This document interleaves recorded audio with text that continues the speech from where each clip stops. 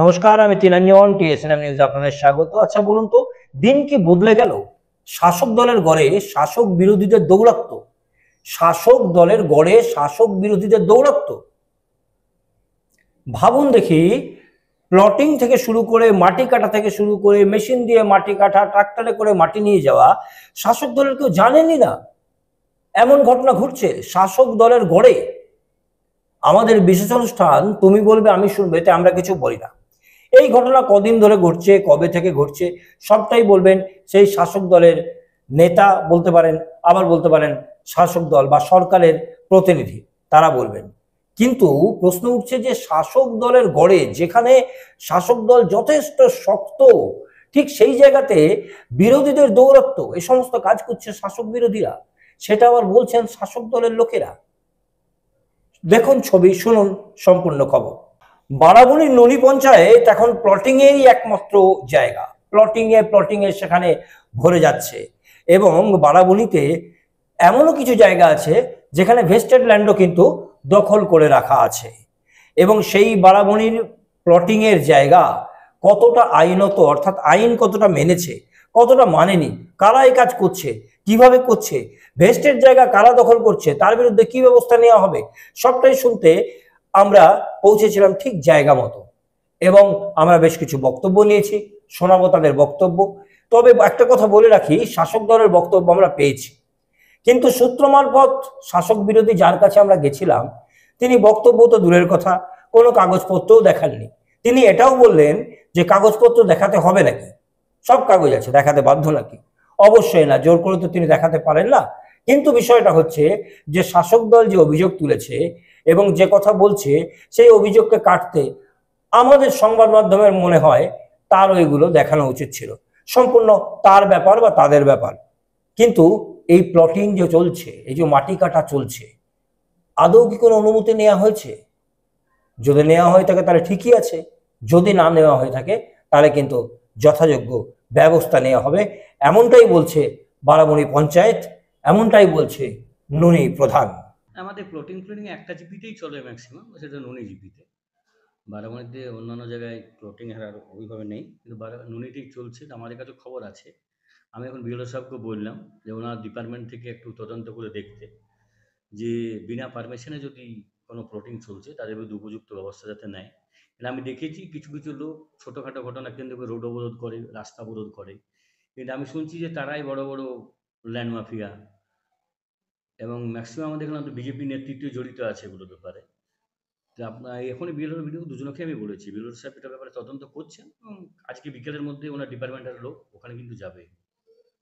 যদি প্রশাসনিক কোনো ত্রুটি পাওয়া যায় তাহলে ব্যবস্থা নেওয়া হবে। হ্যাঁ, প্রশাসনিক যদি পারমিশন না থাকে নিশ্চয়ই তার বিরুদ্ধে ব্যবস্থা নেবে। খবর এলাকা কেন ভাঙবেন, কি বিষয়? হ্যাঁ, দোমানিতেও আমার বিএলওর সাহেব নিজে গিয়ে একটা ঘর বানাচ্ছিল ভেস্টেল্যান্ডের উপরে, কিছু জমি মাফিয়া মানুষকে ভাওতা দিয়ে টাকা নিয়ে রেজিস্ট্রি করার নাম করে টাকা নিয়ে নিয়েছে, এবং মানুষকে ভাওতা দিয়ে তাদেরকে বলেছে যে তোমরা ঘর বানাও, বাউন্ডারি করো, আমরা তোমাদের সাথে আছি। সেটা কিন্তু বিএলও সাহেব নিজে তদন্ত করেছিলেন এবং বন্ধ করেছিলেন। তারপরে আমি বিডিও, বিএলও, ওসি সবাই গিয়েছিলাম দেখতে জায়গাটা, দেখলাম অনেকটা জায়গা দখল করে আছে। ওদেরকে বলা হয়েছে যে আপনারা ভেঙে নিন, ওরা কালকে টাইম দিয়েছে। আমরা কালকে 2টোর সময় আরেকবার ভিজিট করতে যাব, এবং আমরা রেস্টুরেন্টটাকে ভাবছি যে কাঁটাতার এবং পোল দিয়ে ওটাকে ঘেরাও করে দেবো। ওটা সরকারের ল্যান্ড এবং ভ্যালুয়েবল ল্যান্ড আছে ওটা। মানে যদি মানে ভেস্টেড যদি ওটা হয় সরকারি প্রকল্প? না, ওটা সরকারি ল্যান্ড। আমরা বিএলও অফিসে অলরেডি দেখেছি, ওটা সরকারি ল্যান্ড, এবং সরকারি ল্যান্ডটাকে ব্যবস্থা আমরা নিশ্চয়ই নেব যাতে সরকারি ল্যান্ড দখল না হয়। এবং দেখা যাক যদি পরবর্তীকালে পাট্টাও দেয় তাহলে গরিব মানুষ যাতে পায়। বড় বড় লোক তারা দখল করে নিচ্ছে, এবং বড় বড় মাফিয়ারা যারা আছে তারা এই ব্যাপারে তাদের কি, আমরা আগে জানতাম না, এটা 2-4 দিন আগেই খবরটা পাই আমি।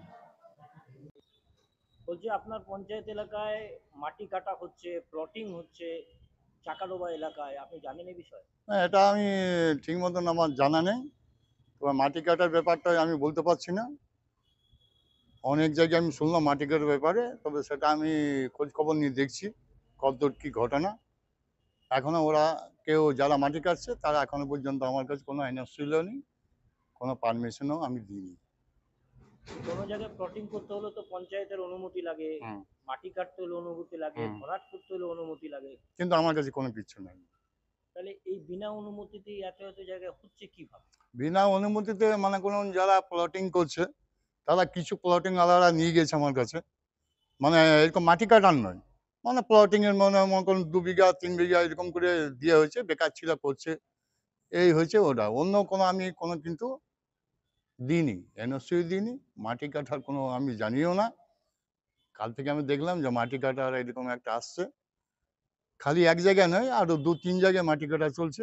এটা আপনারা আমিও দেখছি, আজ খোঁজ খবর নেই কি অবস্থা।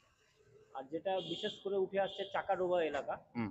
এখান থেকে আপনার কাছে কেউ এসেছিল? না, এখন পর্যন্ত কেউ আসেনি আমার কাছে। আপনি কিভাবে খবর পেলেন? আমি খবর পেলাম পাবলিকের কাছে। তবে মাটি কাটার ব্যাপারে আমি শুনেছি এবং ওরাও বলছিল যাই হোক কারো মারফতে যে আমরা এনওসি দিতে যাবো, এখন পর্যন্ত তারা আসেনি। একটা শেষ প্রশ্ন, এটা তো ভিডিও, এটা তো ধরুন আমি এনওসি দেবো, আমার উপরওয়ালা যিনি আছেন ডিএলআর তিনিও দিবেন, আমাদের যেটা ট্যাক্স, যেটা আমাদের ট্যাক্স ধরনের ধরা হয় সেটা জমা দেব। একটা শেষ আমি কোনো বিজেপি নেতা আর কোনো নেতাকে আমি এটা মানি না। বিজেপি নেতাকে আমি মানি না। বিজেপি নেতা বলবে যে আমি মাটি কাটবো, কে কিছু বলবে না, আজ থেকে আমি স্টেপ নিয়ে নিচ্ছি ওটা। শাসক দলের বক্তব্য তো শোনালাম, শাসক দলের বক্তব্য শুনলেন, এবং যেটা সূত্রের খবর যে আগামীকাল অর্থাৎ মঙ্গলবার সম্ভবত ভেঙে ফেলা হতে পারে যে ভেস্টেড ল্যান্ড দখল করে রাখা হয়েছে, সরকারের জমি দখল করে রাখা হয়েছে, আগামীকাল হয়তো তা ভেঙে দেয়া হতে পারে সরকারের পক্ষ থেকে। শুধু তাই নয়, যে সমস্ত প্লটিং নিয়ে, যে সমস্ত মাটি কাটা নিয়ে অভিযোগ পাওয়া যাচ্ছে সেগুলোর বিরুদ্ধেও কঠোর ব্যবস্থা হয়তো আগামীকাল নেওয়া হতে পারে। তবে সবটাই কিন্তু ভবিষ্যতের দিকে তাকিয়ে প্রশাসন কি করছে সেটাই এখন দেখার।